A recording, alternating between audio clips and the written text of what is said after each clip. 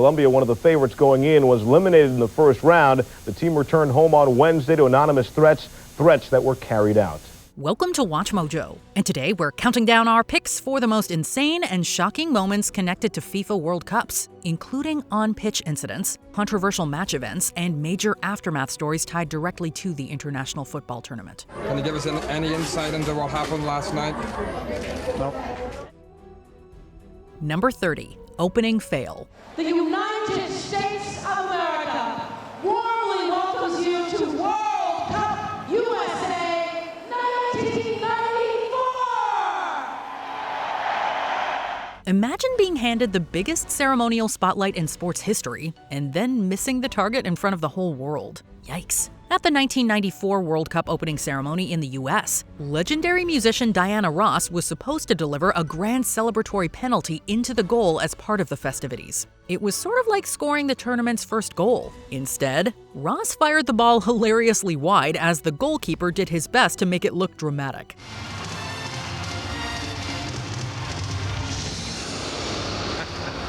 The goal falling apart as it sailed wide was the icing on the cringe cake. Unfortunately for Ross, millions saw the debacle as it was beamed into their homes, turning it into a piece of footballing lore. Not sure that was supposed to happen.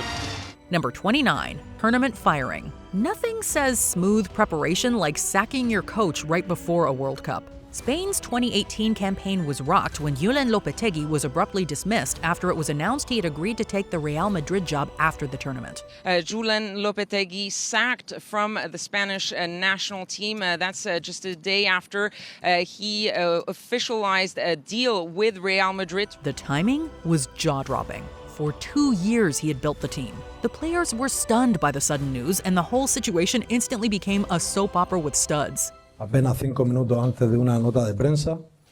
Y bueno, pues, tiene que haber un mensaje claro. One of Spain's greatest defenders, Fernando Hierro, was handed the reins of getting his nation through the World Cup, despite having limited managerial experience. He managed to get Spain through the group stage, just before being knocked out by Russia on penalties in the round of 16. Saves! It is Russia's party, and the party goes on! Number 28, questionable penalty. In 2014, Mexico was taking on the 2010 World Cup runner-ups, the Netherlands, in the round of 16. After taking the lead thanks to Giovanni Dos Santos, the Dutch managed to equalize with Wesley Sneijder. Got it wrong, but might get away with it. Sneijder! 1-1! Yet in the dying seconds, it got super dramatic. Arjen Robben darted into the box before he went down dramatically after a challenge from Mexico's captain Rafael Marquez. Oh, he's done brilliantly, goes down, penalty! In a decision that's still debated today, the referee awarded a late penalty that Klaas-Jan Huntelaar converted, sending the Dutch through. Huntelaar against Ochoa for a place in the quarterfinals of the World Cup. Huntelaar scores! Was there contact on Robben? Sure. Was there also theatrical flair worthy of a stage play? Absolutely. The outrage was immediate, the slow-motion replays were dissected endlessly, and fans were split right down the middle. Now, 6 months later, was it a penalty? Yeah. Number 27, the Saipan incident. Some World Cup drama happens on the field. This one detonated before the Republic of Ireland even got there. During the build-up to the 2002 tournament, the team's captain, Roy Keane, and manager, Mick McCarthy, clashed in what became known as the Saipan incident after the team's training camp location. We come over here, we travel halfway across the world, and the training pitch is a disgrace. Keane criticized the setup and preparation when talking to the press, leading to McCarthy confronting the midfielder at a team meeting. From there, the situation escalated into a full-blown national scandal as Keane unleashed a verbal tirade. Unsurprisingly, the Manchester United legend was sent home, and Ireland's campaign was forever overshadowed by the fallout. Had Keane been restored, it's now clear that manager Mick McCarthy would have resigned, and a total shambles ensued. Keane didn't return to international football until 2004, after McCarthy had been replaced as Ireland's manager. Roy Keane's international footballing exile has come to an end. The Manchester United captain was back in the Republic of Ireland's colours for tonight's friendly. Number 26, the Saudi Arabian upset. If you want proof that the World Cup can still erase all logic, look no further than Saudi Arabia's opening group game against Argentina at the 2022 tournament. The South Americans came in as one of the favorites to lift the famous trophy, with a massive 36-game unbeaten run that went back to 2019. Then, Saudi Arabia spectacularly flipped the script. Now an opportunity for Saudi Arabia, and it is taken! After they went behind to an early Lionel Messi penalty, the Saudis recovered in the second half, stunning the football world with a 2-1 victory. Oh, and that's a brilliant effort! While Argentina went on to win the tournament and Saudi Arabia didn't get out of the group, fans of the Green Falcons will live on that result for eternity. A group stage start beyond Saudi Arabia's wildest dreams! Number 25, caught short. Most people have had a bathroom emergency at some point. But imagine having one at the most prestigious footballing tournament in the world as you play in a rival match as millions across the globe watch. Well, unfortunately for England's Gary Lineker, that is exactly what happened when his nation battled the Republic of Ireland at their opening group game at the 1990 World Cup. After he'd put England ahead, the legendary striker was brought down. The aftermath seemed uneventful at the time.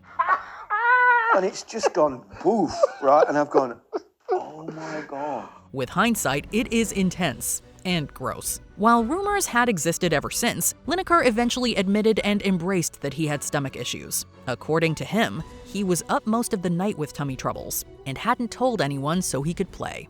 This is one of the best stories in the time. Number 24, Martinez Mayhem. When a goalkeeper has performed exceptionally and overshadowed every positional rival during a World Cup, they get awarded the Golden Glove. Coleman.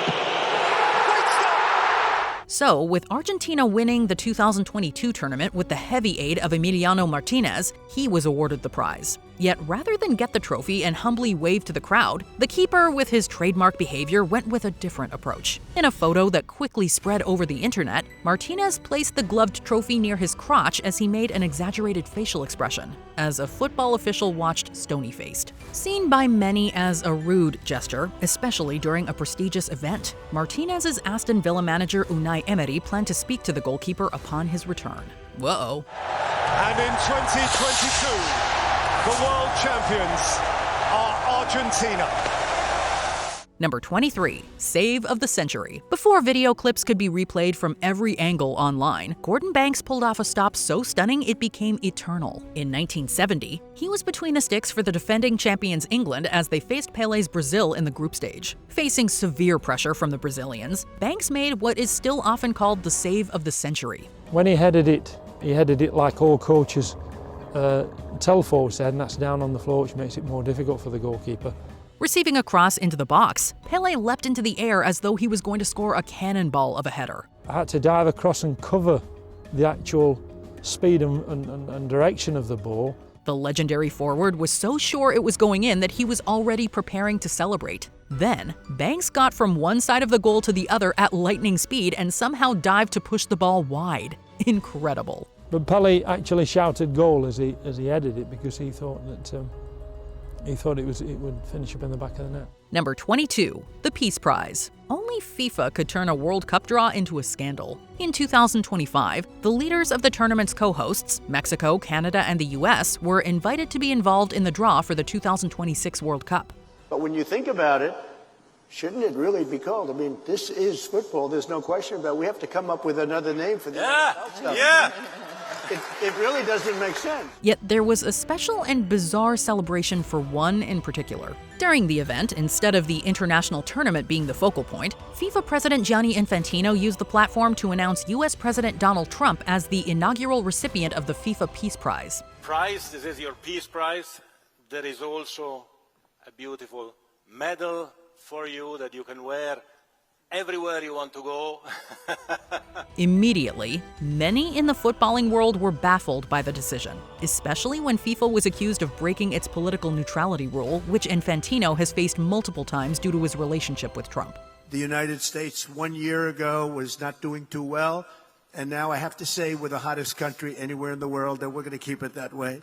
Number 21, the big upset. In the first World Cup since World War II put the competition on hiatus, Uruguay, who won the inaugural tournament in 1930, faced off against the favorites, Brazil. At the time, the winner was determined by a final league table rather than a one-off match. All Brazil had to do was avoid defeat, and the host country would be world champions. And all that was going to plan when Friasa opened the scoring. But then, a goal by Uruguay's Juan Alberto Schiaffino leveled things up. Uh-oh. To make it worse for the Brazilians, Alcides Guija fired it in to give the underdogs the win. That was the lowest point in Brazilian football history. Number 20, the disgrace of Gijon. In the 1982 World Cup in Spain, if West Germany beat Austria by at most 2 goals in the final game of Group 2, both teams would qualify, while Algeria would be knocked out. Well, West Germany won 1-0, but it was the performance of both teams that concerned everyone. As soon as the first goal was scored, West Germany just passed the ball among themselves, not bothering to attack, while Austria barely put in any effort. Everyone watching was livid, and the teams were accused of match fixing. FIFA investigated, but found no rules had been broken. However, they changed the rules so that the final games of group matches would be played at the same time to avoid a similar situation. Number 19, French fallout. Tensions between France's manager Raymond Domenech and the players during the 2010 World Cup erupted most spectacularly. At halftime of their group game against Mexico, France was losing. Nicolas Anelka got into a heated argument with Domenech in the changing rooms, causing the striker to be sent home from the tournament when he refused to apologize. Well, his teammates were not happy, so they went on strike. After an intervention from then-President Nicolas Sarkozy, the players returned to work. However, France failed to progress from the group as they finished last. There's several parties who are responsible for this disaster, and I measure my words, disaster, which is what I continue to call it. Number 18, the wink. As they look at this. Look at that. Is he just winked there? For the 2006 World Cup quarterfinal, England was set to face Portugal. This meant Manchester United's Cristiano Ronaldo would be taking on some of his teammates like Wayne Rooney. As the English forward got into a tussle with Ricardo Carvalho, the defender went down, and Rooney accidentally stamped on Carvalho. Immediately, Ronaldo and the Portuguese players bombarded the referee to take action, and it worked. Furious, Rooney pushed one of the players, who just so happened to be Ronaldo, and he was immediately sent off. As Ronaldo walked off, he winked to the bench. Mission accomplished. Ronaldo claims he never intended for Rooney to be sent off, only to get the foul. Number 17, the Battle of Nuremberg. Usually names involving the word battle are typically used for a military skirmish, but in this case, it's the round of 16 match between Portugal and the Netherlands at the 2006 World Cup.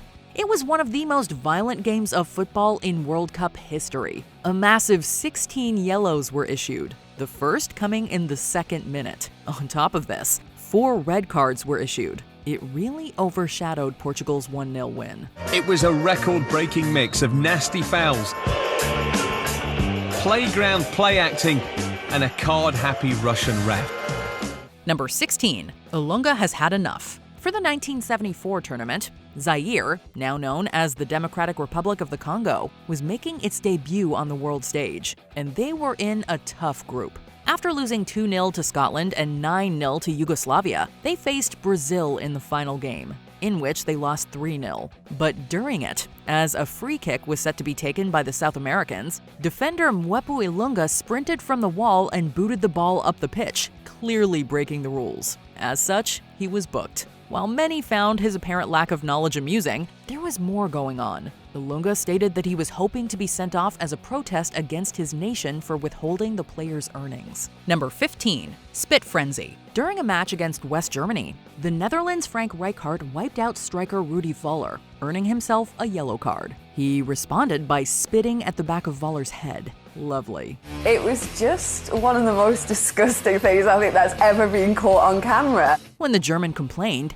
he was booked. Then, less than a minute later, Voller committed a handball to avoid colliding with the Dutch goalkeeper. After a tussle involving Rijkaard and Voller, both players were shown a red card. Then, the Dutchman spat on the back of Voller's head once more as they left the pitch. Rijkaard's side went on to lose 2-1. Number 14, the Wrath of the Sheikh. For the 1982 World Cup, Kuwait made its debut at the international tournament. But rather than be remembered for this historical event, something else comes to mind. As the team took on France in a Group 4 match, Sheikh Fahad El Ahmed Al Jaber Al Sabah, who was also president of the Kuwait Football Association, was watching. Late into the game, a whistle is heard in the stadium. While Kuwait's players stopped, France's Alain Giresse made it 4-1 to the Europeans. Well, Fahad was not having that. He went onto the pitch and demanded the referee disallow that goal, or his team would leave. For some reason, the ref ruled the goal out. Unfortunately for Fahad and Kuwait, Maxime Bossis scored, and the game finished 4-1. Number 13, the Battle of Santiago. On paper, this should have been a pretty standard match in Group 2 during the 1962 tournament. But thanks to the drama going on behind the scenes with Italian journalists stirring the pot by criticizing Chile's capital, Santiago, tempers boiled over on the pitch. Even BBC broadcaster David Coleman introduced the game's highlights by describing it as the most, quote, disgusting and disgraceful exhibition of football. Within 12 seconds after kickoff, there was already a foul. From there, Italy had 2 players sent off, with one being escorted off the pitch by the police. Well, there's one of the sorriest and most stupid, incredible spectacles I've ever seen anywhere in the world. The ref could have issued more red cards as players punched each other, with one even getting a broken nose. The 2-0 win for Chile was vastly overshadowed by the violence. The game is over. Ken Aston on his way to the dressing room. I shouldn't think there's ever been a football match played like this in Chile or indeed anywhere else in the world. Number 12, Rivaldo's rehearsal. After his incredible performance at the 1998 tournament, expectations were high for Brazil's Rivaldo in 2002. But in their first game in Group C against Turkey, he did his best to tarnish all that good faith. When Turkey's Hakan Ünsal kicked the ball towards Rivaldo, who was taking the corner, the ball seemingly struck him in the face and he went down. Seeing this, the referee gave Ünsal a second yellow, sending him off. But as the replay showed, Rivaldo was hit on the leg, not the face. His acting turned him into the tournament's villain, as he was fined thousands of francs by FIFA for his poor behavior. What Rivaldo has essentially done is taken a decision he's going to try and get someone sent off in a World Cup and just have no shame, no guilt. Presumably, I've never spoken to Rivaldo about it. He might be racked with guilt for all I know. Number 11, goal of the century. In a game that's often remembered for one Diego Maradona moment, more on that later, this bit of magic is often overlooked. In the 1986 World Cup quarterfinal between Argentina and England, Maradona received the ball in his own half. He then went on a dribbling rampage, beating 4 England players, with Terry Butcher losing to him twice. Finding his way into the box, he dummied a shot, causing goalkeeper Peter Shilton to fall to the floor. This left the goal open for Maradona to place the ball into the empty net. He's hurting England again here. It's a brilliant run. It's one of the World Cup great goals. The Napoli legend ran 60 yards in around 10 seconds, taking only 11 touches along the way. In 2002, this stunner was voted goal of the century by FIFA. The pitch was terrible. So how he did the things that he did on the way to scoring that goal were beyond belief, to be honest. It was a remarkable moment. Number 10, karate kick. Taking on favorites Spain in the final, during the first half, the Netherlands' Nigel de Jong jumped up and struck Xabi Alonso in the chest with his studs. The Dutch midfielder should have seen a red card coming from referee Howard Webb's pocket. Instead, it was surprisingly yellow. According to Webb, he didn't have a clear view of the incident and didn't want to make a guess. But when he saw the replay later, he stated he should have sent off de Jong. Number 9. Final fiasco. If you ask England fans their most important footballing moment, most would likely point to this one, which took place at the 1966 final. With the score 2-2 in extra time against West Germany, Jeff Hurst's shot thundered off the bar before crossing the line. Or did it? The replays seem to suggest the whole ball didn't cross the line. As such, VAR would probably not have given the goal that motivated the team to win 4-2.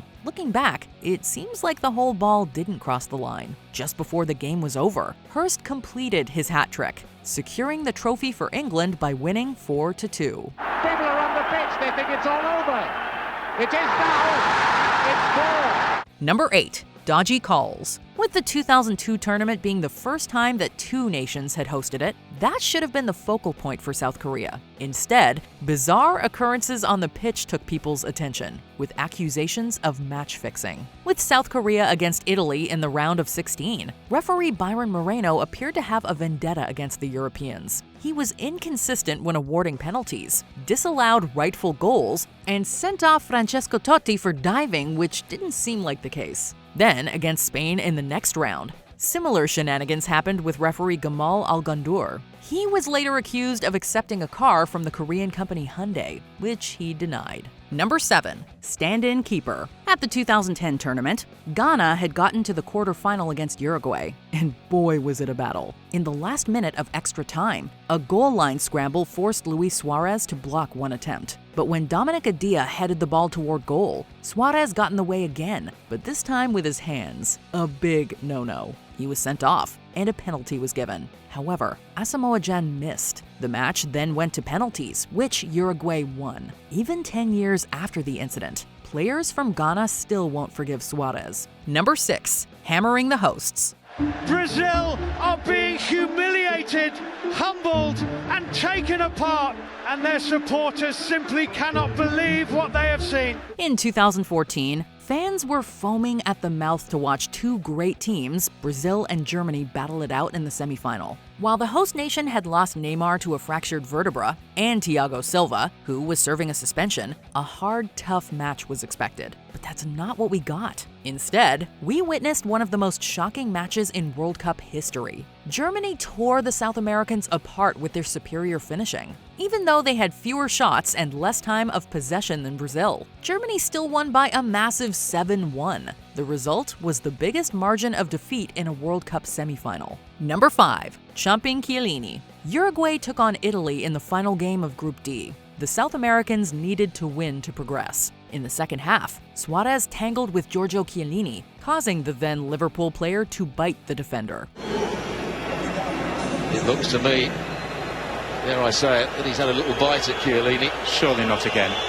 While he was able to get away with it during the match, FIFA later took action. Suarez was banned for 9 international games and anything football-related for 4 months. This was the biggest punishment in World Cup history. The sentence was harsher since this was the 3rd time Suarez had gone all Dracula on an opponent. The player Luis Suarez is banned from taking part in any kind of football-related activity, administrative, sport, or any other, for a period of 4 months in accordance with Article 22 of the FIFA Disciplinary Code. Number 4. The Hand of God. Since we mentioned an infamous Maradona moment in the 1986 quarterfinal match against England earlier, here we are. With the score 0-0, a botched clearance by Steve Hodge forced the ball to sail toward the England goal. As keeper Peter Shilton ran to get it, he was beaten to it by the smaller Maradona, and the ball rolled into the net. The English players screamed for handball. Everyone had seen the infringement, except Tunisian referee Benakoua. As Argentina celebrated, England protested. But still, the goal was given. Replays showed that Maradona had clearly knocked the ball in with his hand. Maradona would later admit that he did indeed hit it with his hand. It was my hand. With this, I don't mean any disrespect to English fans. But this is something that happens. Number 3. Goalkeeper's assault. With the score 1-1 between West Germany and France in the 1982 World Cup semifinal, Patrick Battiston, who was only just subbed on, found himself running at the German goal. Well, keeper Harald Schumacher was not having that. While Battiston's shot went wide, Schumacher forcefully clattered into the defender. Battiston was out cold. The medics quickly gave Battiston oxygen at the pitch side, and he was taken out on a stretcher. But even with all of this, France didn't even get a foul, let alone Schumacher being sent off. Adding insult to injury, West Germany went on to win the game in penalties. Number 2. Own goal murder. Desafortunadamente se le fue con la punta y le cambió la ruta al balón y el portero no esperaba que fuera a suceder eso, ¿no? Sometimes the cruelest World Cup moments don't happen during the match. they happen after it. Andres Escobar's murder in 1994 remains one of the darkest tragedies in football history, because a single own goal against the United States seemed to follow him home in the most horrifying way imaginable. Days after Colombia was eliminated from the 1994 tournament in the group stage, Escobar was shot outside a restaurant in Medellin. The case was investigated quickly, and police arrested Humberto Muñoz Castro, who confessed to taking the defender's life and allegedly had ties to organized crime. We are very sad because we cannot understand how passion can then go or derivate into murder. Castro later received a lengthy prison sentence, while investigators also examined the involvement of others connected to powerful criminal circles. La gente estaba muy triste. La gente no reaccionó bien porque es un deporte, el fútbol es un deporte. Before we continue, be sure to check out WatchMojo's 24-hour live stream. All of your favorite videos in one place, 24/7. Always on, always live. Are you not entertained? Number 1. Zidane's headbutt. Zinedine Zidane is one of the best players to ever walk onto a pitch, but his career was tarnished in the final against Italy in 2006. With the scores 1-1 deep into extra time, Zidane got into a verbal spat with Marco Materazzi. Suddenly, he headbutted the Italian in the chest. You can't excuse that. Zidane's career ends in disgrace. With no other option, the ref showed the Real Madrid and Juventus legend a red card. To make it worse, France went on to lose on penalties. In 2012, this incident was immortalized when a sculpture by Adel Abdesamed was unveiled in Paris. What's the craziest thing you've seen your nation do at a FIFA World Cup? Let us know in the comments.